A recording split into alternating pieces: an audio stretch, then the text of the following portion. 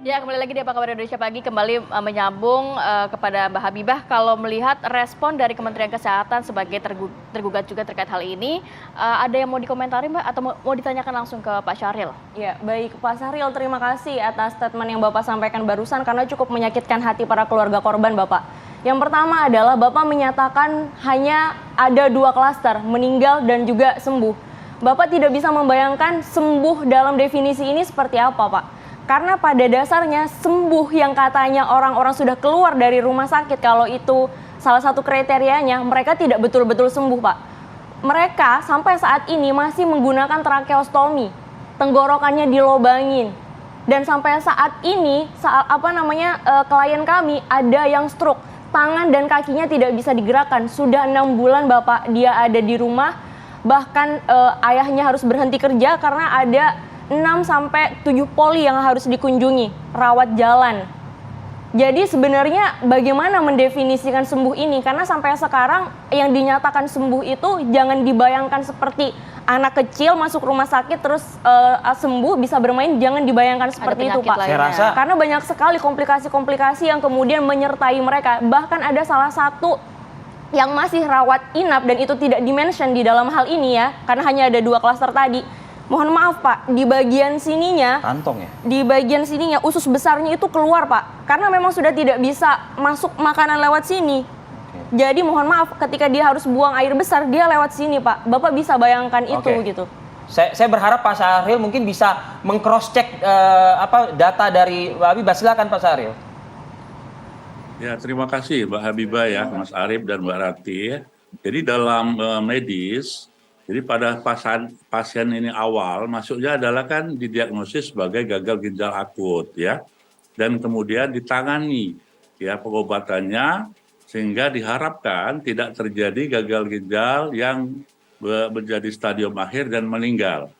Nah setelah penanganannya tentu saja terutama yang stadium 3, di mana stadium 3 yang paling tinggi ya, itu bisa dinyatakan meninggal apabila tidak tertangani, tetapi apabila selesai kegawat daruratannya gagal ginjal sudah ditangani, maka pasien ini memang betul-betul ada yang sembuh ya 100%, tapi juga ada yang meninggalkan sisa ya sakit itu atau komplikasi lah nama secara umum yang harus diobati secara lanjut atau rawat jalan. Tidak mesti dia harus dirawat inap lagi di rumah sakit. Nah, seperti halnya yang disampaikan oleh Bapak Menteri Kesehatan atau Bapak Presiden mengatakan juga respon pemerintah, semua pembiayaan pasien-pasien ini tetap menjadi tanggung jawab pemerintah. Sekali lagi kami sampaikan kepada Mbak Habibah, samping kami ikut prihatin ya, keadaan ini bukan masalah yang kita inginkan bersama.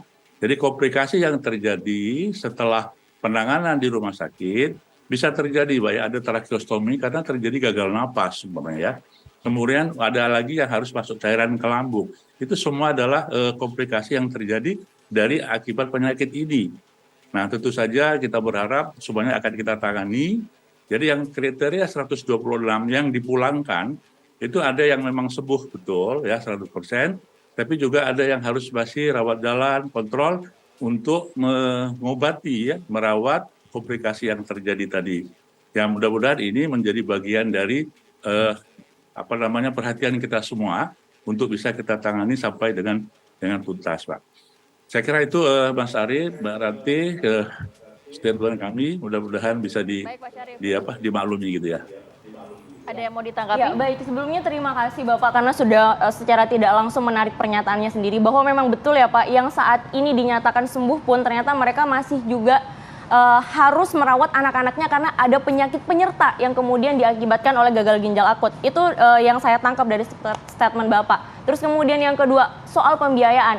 Pada saat kami melakukan audiensi pada tanggal 25 Januari di DPR, DPR jelas mengatakan 2 November itu sudah muncul kesimpulan.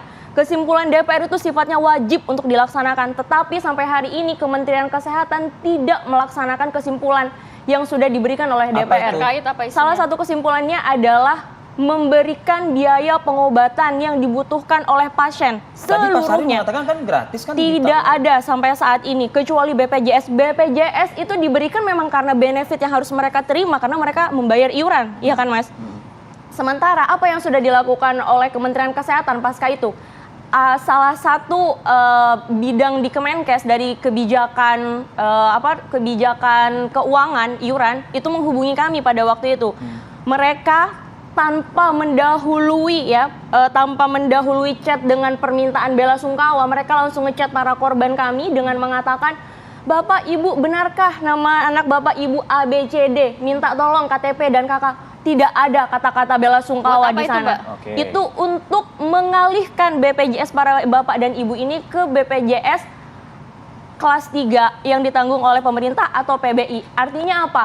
Lagi-lagi tanggung jawab yang difikirkan oleh pemerintah itu hanya sekedar BPJS sampai saat ini belum ada. Kita mendengarkan pernyataan dari Pak Syarif. Pak Sahril. Pak, terkait Iya. pembiayaan. Mbak Buba dan Mas Arief dan Mbak Rati. Jadi ini kan masalah nasional ya. Tentu saja kita akan mengambil peran masing-masing ya. Tidak semuanya salah satu unit atau suatu kementerian atau suatu lembaga. Dan ini kejadian-kejadian yang dirasakan oleh banyak pihak dan memang banyak pihak harus hadir termasuk tim advokasi bagaimana memperjuangkan hak-hak pasien itu. Nah, cuman kami ingin menekankan bahwa Kementerian Kesehatan melalui rumah sakit yang melayani pasien itu sudah memberikan maksimal ya. Artinya maksimal begini, tim dokter bukan hanya satu dokter ya, tapi tim dokter yang betul-betul kita kerahkan sesuai dengan profesionalitas dan keterlibatan semua dokter. Yang kedua, perawatan selama di rumah sakit dan juga mendatangkan obat omeprazol yang cukup mahal itu semuanya kita berikan secara gratis.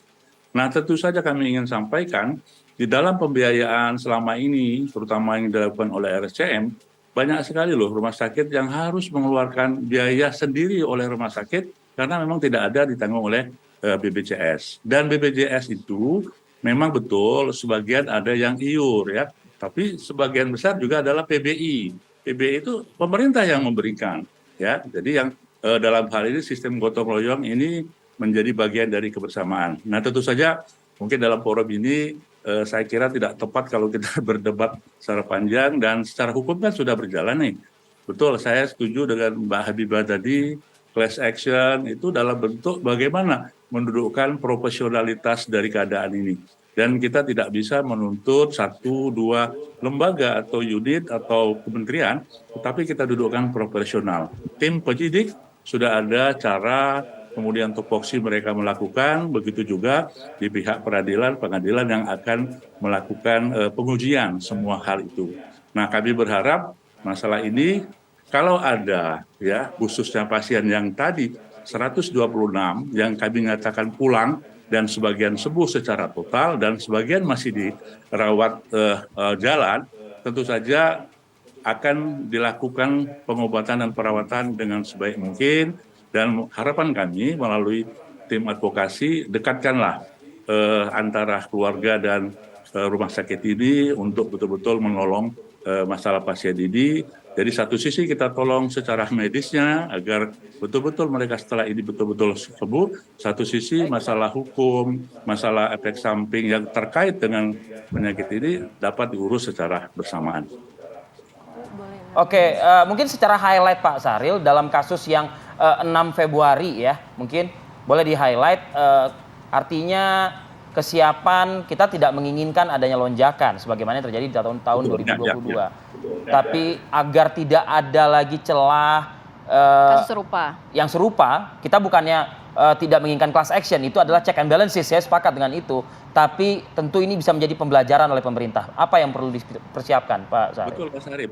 Jadi pengalaman tahun 2022 ya, itu ya, karena kita betul-betul pengalaman itu baru pertama kali terjadi sehingga membutuhkan waktu untuk menyingkirkan penyakit-penyakit dan mencari suatu penyebab.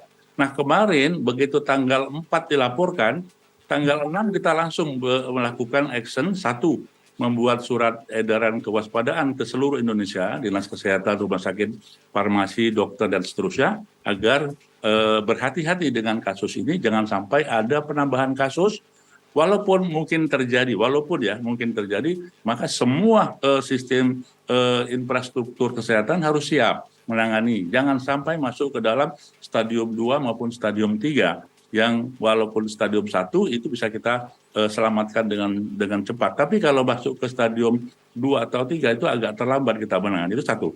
Yang kedua, kami melakukan investigasi cepat seperti halnya meriksa darah, meriksa urin dan juga sisa obat. Badan POM juga begitu. Artinya reaksi cepat ini merupakan pengalaman yang lalu dan kita ingin melakukan yang terbaik dan jangan menambah kasus lagi Mas Arief ya. Dan mudah-mudahan ini yang kasus yang terakhir dan tidak terjadi lagi karena kita sudah punya pengalaman untuk melakukan prevention yang lebih jauh gitu. Pak Syahril, terakhir Mbak Habibah, singkat saja Mbak. Iya, Bapak, kami saya selaku perwakilan dari keluarga korban, kami ingin menanyakan Pak, sebetulnya apa sih yang kemudian menjadi menjadi suatu hal yang sangat menakutkan bagi Kementerian Kesehatan jika harus meminta maaf kepada keluarga korban. Kementerian Kesehatan dalam hal ini juga memiliki peran yang sangat penting Pak ya, karena obat yang dikonsumsi oleh para klien kami ini merupakan obat yang diresepkan oleh dokter di vaskes tingkat pertama dan itu melalui program BPJS. Artinya masuknya obat ini ke fasilitas kesehatan itu bukan suatu hal yang tidak sengaja juga. Jangan semua-muanya tidak sengaja dong gitu. Ini sudah ada di ada obat masuk melalui program BPJS diresepkan. Baik. Tentu saja ini adalah suatu hal yang sengaja dan sudah melalui proses dan verifikasi yang juga mungkin sudah sesuai dengan SOP dari Kementerian Kesehatan seperti itu. Oke. Mau ditanggapi Pak Syahril? Oh ya, terima kasih Mbak. Jadi secara clear atau secara jelas kami ingin menyampaikan, setiap saya diwawancarai seperti ini di sebuah media, kami selalu mendahului dengan kami turut prihatin dan bela sungkawa dan memberikan simpati ya kepada pasien dan keluarga. Nah, untuk permintaan maaf tadi, saya kira ini memang harus profesional ya. Memang kalau kita sebagai orang Muslim, ya setiap hari kita harus minta maaf sama orang, saya kira itu hal yang diwajib kita lakukan. Tetapi dalam hal meminta maaf secara institusi, memang harus profesional, Mbak ya. Apakah ini dari Kementerian Kesehatan, atau dokternya, atau rumah sakit, atau badan POM.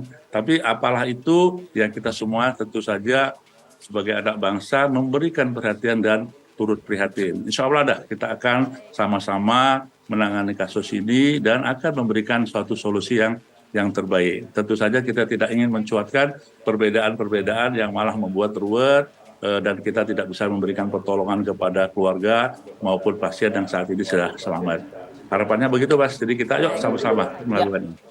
Oke, Pak M. Syahril terima kasih atas waktunya Pak dan juga konfirmasi. Ada juga kabar terbarunya tadi juga yang disampaikan oleh Pak Syahril. Salam sehat selalu, selamat beraktivitas kembali. Mbak Habibah terima kasih juga loh. Terima kasih. Kami terima kasih memang Titip sudah salam memberikan juga juga untuk check and keluarga balances korban. juga ya tim advokasi ini. Baik. Baik, terima kasih Pak Syahril, terima kasih Mbak Habibah. Sehat Sampaikan selalu. salam buat keluarga juga. Siap.